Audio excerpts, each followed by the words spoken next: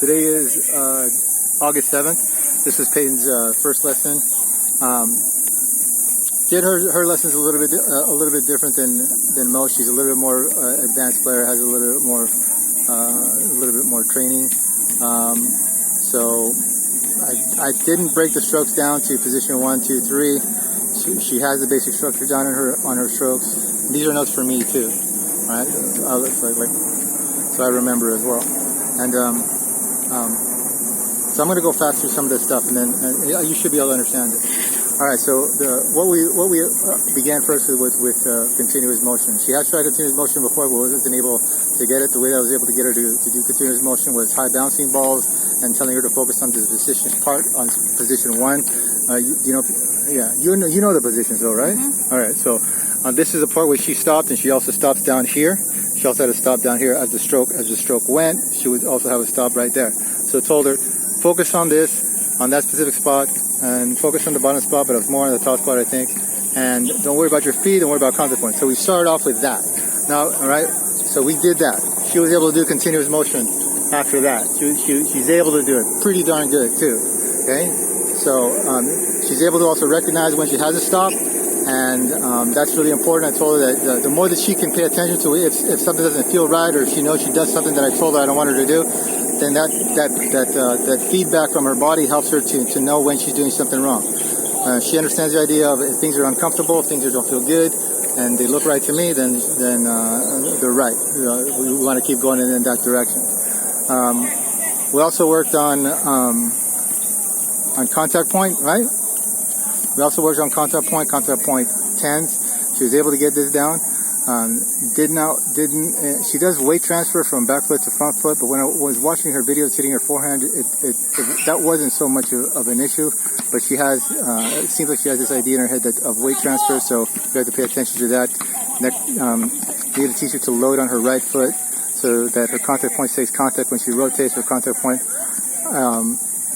is there, and it's not moving because she shifts her body weight at the incorrect time.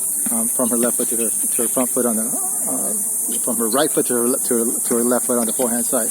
Okay, what else? Worked on one piece, right? Mm-hmm. All right, so on one piece we described the one piece. We're talking about the angle here, right? So this is a piece of her arm. This is another piece of arm. This is a structure. This is a whole structure. What holding your one piece is basically once you create the angle here, right? In position, from you go here to this position, then you're about to start going forward. Hold it there.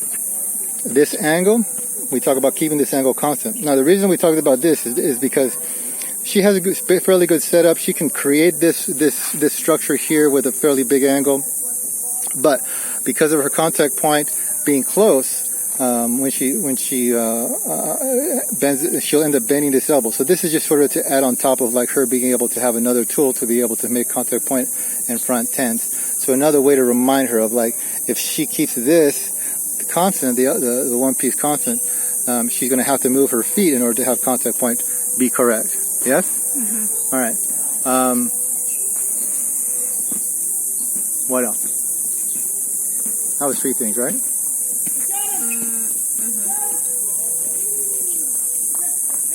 Oh, top of the bounce. This little girl apparently does not know top of the bounce. All right? She didn't know top of the bounce. All right? To hit the balls at the top of the bounce.